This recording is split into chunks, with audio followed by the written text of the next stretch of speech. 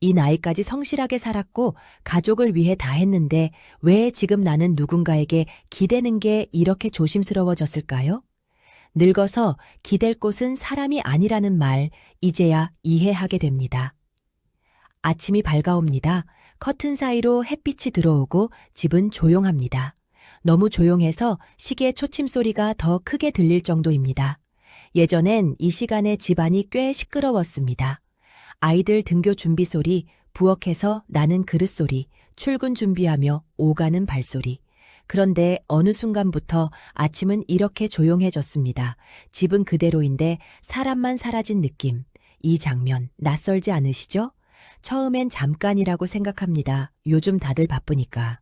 회사 일도 있고 아이 키우느라 정신없을 테니까 조금만 지나면 전화 한 통쯤은 오겠지. 문자 하나쯤은 오겠지. 그렇게 하루가 지나고 일주일이 지나고 한 달이 지나도 아무 소식이 없습니다. 이상하게도 서운하다고 말하기도 애매하고 화가 난다고 말하기도 애매합니다. 그냥 마음 한쪽이 텅 비어 있는 느낌입니다. 그래서 우리는 스스로를 다독입니다. 그래, 이해하자. 자식도 자기 인생이 있지. 내가 괜히 기대한 거야. 그런데 말입니다. 이해하려고 할수록 마음은 더 비어갑니다. 젊을 때는 집안이 북적거렸습니다. 명절이 아니어도 사람이 늘 오갔고 집에 불이 꺼질 틈이 없었습니다. 그때 우리는 이렇게 믿었습니다. 나중에 나이 들면 기댈 곳은 있겠지. 형제가 있잖아. 자식이 있잖아. 오래된 친구들도 있잖아. 그런데 정작 나이가 들고 보니 이 믿음들이 하나씩 조용히 달라지기 시작합니다. 자식은 여전히 소중합니다. 그 마음은 변하지 않습니다. 하지만 자식에게 기대는 마음은 예전처럼 편하지가 않습니다. 괜히 부담 줄까봐, 괜히 짐이 될까봐 말 한마디 꺼내는 것도 머릿속에서 몇 번을 굴립니다. 형제는 어떨까요? 어릴 땐 세상에서 가장 가까운 사람이었죠. 같은 집에서 자라고 같은 부모 아래서 컸으니까요. 하지만 나이가 들수록 형제는 점점 멀어집니다. 사는 곳도 다르고 형편도 다르고 생각도 다릅니다. 특히 돈 이야기가 끼어들면 관계는 더 조심스러워집니다. 괜히 말 꺼냈다가 서로 마음만 상할까봐 차라리 연락을 줄이게 됩니다. 친구도 마찬가지입니다. 젊을 때는 아무 때나 만나던 친구가 이제는 약속 하나 잡는 것도 큰일이 됩니다. 몸이 아프고 병원이 늘고 컨디션이 따라주지 않습니다. 그러다 보면 문득 이런 생각이 듭니다. 내가 기댈 곳이라고 믿었던 것들이 하나씩 멀어지고 있구나. 그런데도 우리는 아직 이 질문을 제대로 해본 적이 없습니다. 정말로 노년에 기댈 곳은 사람일까요? 아니면 우리가 지금까지 잘못 기대고 있었던 걸까요? 이 질문을 김민수 씨도 오랫동안 붙잡고 살았습니다. 65, 퇴직한 지 몇 해가 지났고 겉으로 보면 큰 걱정 없이 사는 사람처럼 보였습니다. 아파트도 있고 연금도 나오고 몸도 아직은 괜찮았습니다. 그런데 이상하게 마음이 늘 불안했습니다. 특별히 큰일이 있는 것도 아닌데 하루가 길고 밤이 유난히 길게 느껴졌습니다. 그는 이렇게 말했습니다. 누군가에게 기대고 싶다는 생각이 점점 조심스러워졌다고요. 자식에게 전화할까 하다가 괜히 귀찮게 하는 것 같아 전화를 끊고 형제에게 말해볼까 하다가 괜히 부담 줄까봐 말을 삼키고 친구에게 연락하려다 괜히 약한 모습 보이는 것 같아 혼자 말았습니다. 그렇게 아무에게도 기대지 않는 연습을 하다 보니 문득 이런 생각이 들었다고 합니다. 나는 지금 혼자 잘 살고 있는 걸까? 아니면 혼자 버티고 있는 걸까? 이 차이는 생각보다 큽니다. 버티는 삶은 매일이 무겁고 잘 사는 삶은 하루가 가볍습니다. 그 차이를 김민수 씨는 아주 가까운 곳에서 보게 됩니다. 오래 알고 지낸 친구, 박종희 씨 이야기입니다. 두 사람은 직장 동기였고 퇴직 후에도 자주 만났습니다. 커피도 마시고 술도 한잔하고 서로 자식 이야기, 몸 이야기, 세상 돌아가는 이야기까지 꽤 많은 얘기를 나누던 사이였습니다. 어느 날 박종희 씨가 조심스럽게 말을 꺼냈습니다. 자식에게 생활비를 조금 도와달라고 했다는 이야기였습니다. 처음엔 별 문제 없어 보였습니다. 자식도 흔쾌히 도와주었고 박종희 씨도 미안해 하면서도 고마워했습니다. 그런데 시간이 지나면서 상황이 조금씩 달라졌습니다. 도와주는 입장이 되자 자식의 말이 조언처럼 들리기 시작했습니다. 이 돈은 어디에 쓰셨어요? 그건 굳이 사셔야 했어요. 이런 지출은 좀 줄이셔야죠. 처음엔 맞는 말 같았습니다. 도와주니까 그럴 수도 있지 라고 넘겼습니다.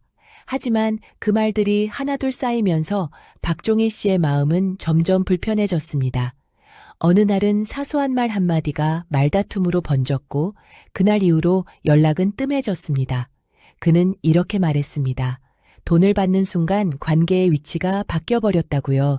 그 이야기를 들으며 김민수 씨는 등골이 서늘해졌다고 합니다. 나도 언젠가는 저렇게 되지 않을까. 자식에게 기대는 순간 마음까지 의존하게 되지는 않을까. 이 질문은 그의 머릿속에서 쉽게 떠나지 않았습니다. 그리고 그는 처음으로 이렇게 생각하게 됩니다. 혹시 노년에 기댈 곳을 사람으로 정해놓은 게 문제였던 건 아닐까? 우리는 너무 오랫동안 이렇게 배워왔습니다. 힘들면 사람에게 기대라. 가족이 최고다. 결국 남는 건 사람이다. 물론 사람은 소중합니다. 이건 부정할 수 없습니다. 하지만 기댄다는 것과 함께 한다는 것은 전혀 다른 이야기입니다. 기대는 순간 관계에는 무게가 생깁니다. 그 무게는 사랑이 아니라 부담이 될 때가 많습니다. 김민수 씨는 그제서야 자신이 왜 이렇게 조심스러워졌는지 조금 알 것 같았다고 합니다. 사람이 싫어서가 아니라 관계를 망치고 싶지 않아서였다는 걸요. 그래서 그는 다른 질문을 자기 자신에게 던지기 시작했습니다. 나는 누구에게 기대야 할까가 아니라 나는 무엇 위에 서 있어야 할까? 이 질문은 김민수 씨의 생각을 완전히 바꿔놓았습니다. 그동안 그는 사람에게 기대는 것이 당연하다고 생각했습니다. 가족이니까, 오래 함께 했으니까, 그 정도는 괜찮다고 스스로를 설득해 왔습니다. 그런데 이제는 기대는 순간 관계가 달라질 수 있다는 걸 몸으로 느끼게 된 겁니다. 그래서 그는 조금 다른 방향으로 시선을 돌리기 시작했습니다. 가장 먼저 돈을 들여다봤습니다. 그동안 그는 아껴 쓰면 된다고 생각했습니다. 큰 욕심 없고 사치 안 하면 문제 없을 거라고 믿었습니다. 그런데 막상 숫자로 현실을 마주하니 마음이 복잡해졌습니다. 연금이 얼마인지, 앞으로 고정적으로 나가는 돈이 얼마인지, 병원비는 어느 정도인지, 막연히 불안하던 것들이 숫자로 정리되자 오히려 마음이 차분해졌다고 합니다. 불안은 모를 때 커집니다. 알게 되면 대비할 수 있기 때문입니다. 김민수 씨는 그제서야 깨달았습니다. 돈이 많아야 기댈 수 있는 게 아니라 돈의 흐름이 보일 때 마음이 기대어진다는 걸요. 그 다음은 몸이었습니다. 젊을 때는 몸이 자산이라는 말을 흘려들었습니다. 아프면 병원 가면 된다고 가볍게 생각했습니다. 하지만 나이가 들자 몸은 선택이 아니라 조건이 된다는 걸 느끼게 됩니다. 걷지 못하면 약속도 없고 아프면 사람 만나는 것도 부담이 됩니다. 그래서 그는 큰 결심이 아니라 작은 습관부터 바꾸기 시작했습니다. 아침에 일어나 집 앞 공원을 천천히 걷기 시작했습니다. 처음엔 10분도 힘들었습니다. 숨이 차고 무릎이 뻐근했습니다. 그런데 이상하게도 며칠이 지나자 몸이 반응하기 시작했습니다. 잠이 깊어졌고 아침에 일어나는 게 덜 버거워졌습니다. 그는 말했습니다. 몸이 조금 편해지니까 사람에게 기대고 싶은 마음도 함께 줄어들었다고요.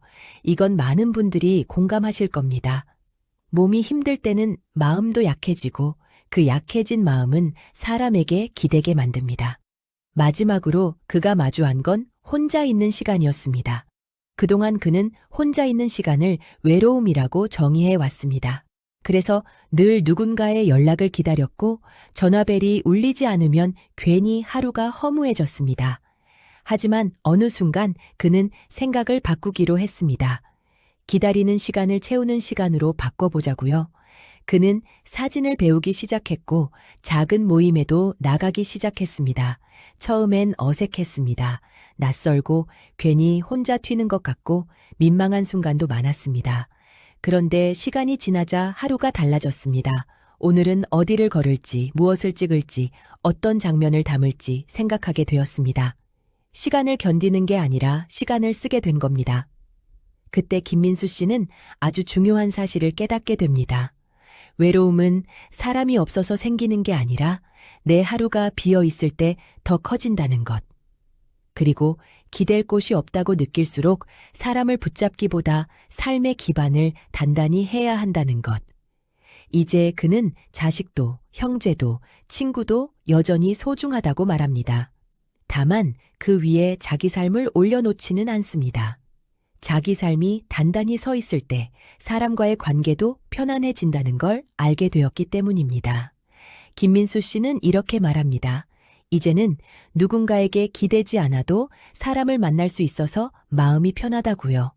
노년에 기댈 곳은 사람이 아니라 스스로 세운 기반이라는 말, 이제는 그 말이 두렵지 않다고 합니다.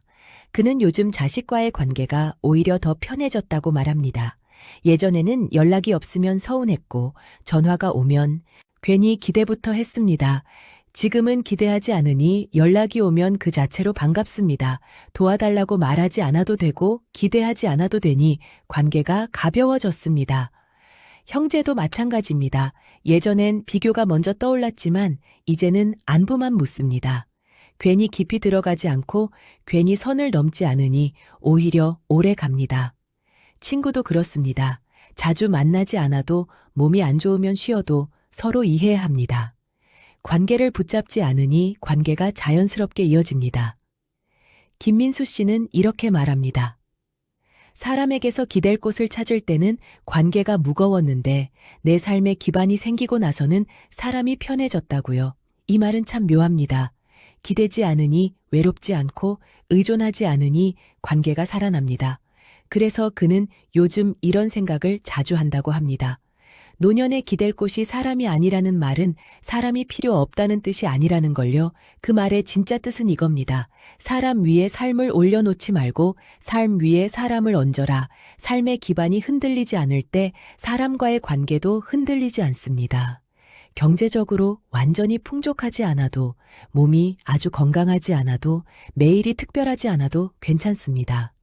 내 하루를 내가 책임질 수 있고, 내 시간을 내가 채울 수 있고, 내 감정을 내가 감당할 수 있다면 그걸로 충분합니다. 김민수 씨는 이제 아침이 덜 무섭다고 말합니다. 전화가 오지 않아도, 누군가를 기다리지 않아도 오늘 하루를 어떻게 보낼지 자기 자신에게 집중할 수 있기 때문입니다. 그는 말합니다. 이 나이가 되어서야 알게 된 게 하나 있는데 그건 늙는 게 아니라 기대는 방식을 바꿔야 한다는 거였다고요. 그리고 이렇게 덧붙입니다. 누군가에게 기댈 수 없어서 외로운 게 아니라 내 삶에 기댈 곳이 없을 때 사람이 더 외로워진다고요. 이 이야기를 듣고 있는 당신도 아마 마음 한쪽이 조용해졌을지 모릅니다. 혹시 지금 누군가를 기다리고 계신가요? 아니면 아직도 기댈 사람을 찾고 계신가요? 늦지 않았습니다. 노년에 기댈 곳은 지금부터도 충분히 만들 수 있습니다. 사람이 아니라 내 삶의 구조를 조금씩 단단하게 만드는 것, 그 위에 사람을 얹을 수 있을 때 노년은 비로소 덜 두려워집니다. 김민수 씨는 이제 이렇게 말합니다. 늙어서 기댈 곳은 사람이 아니라 내가 살아온 방식이라고. 그리고 그 말을 오늘도 조용히 증명하며 하루를 살아가고 있습니다.